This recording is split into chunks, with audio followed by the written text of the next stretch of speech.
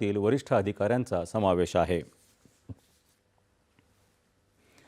Zurich इथं पोहोचल्यावर स्वित्झर्लंडमधील भारतीय दूतावासाचे राजदूत मृदुल कुमार यांनी मुख्यमंत्र्यांचं स्वागत केलं। तसंच मराठी जनांनी केलेल्या उत्साहवर्धक स्वागतानं आणि औक्षणानं भारावून गेल्याची प्रतिक्रिया मुख्यमंत्र्यांनी दिली आहे।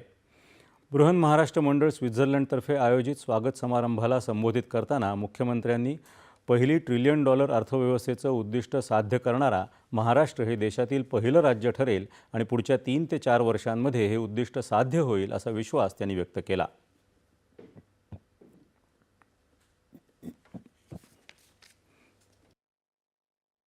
ज्या प्रकारची प्रगती आपला महाराष्ट्र करतोय, आज $1 ट्रिलियन इकॉनॉमीकडे आम्ही चाललो आहोत।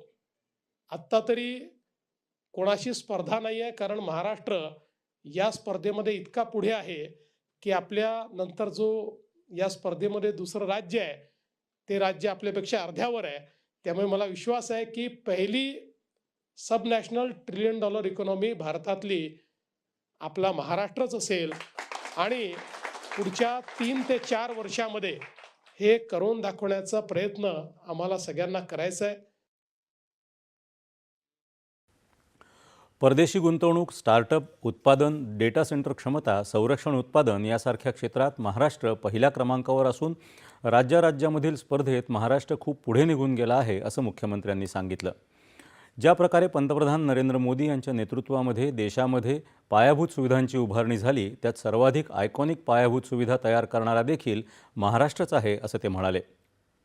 मुंबईत विकासाचं लक्षणीय परिवर्तन घडत असून पुढच्या 5 वर्षात कुठल्याही विकसित राष्ट्राची जशी राजधानी असते त्यापेक्षा उत्तम अशा प्रकारचा मुंबईचा विकास केला जाईल अशी ग्वाही त्यांनी दिली।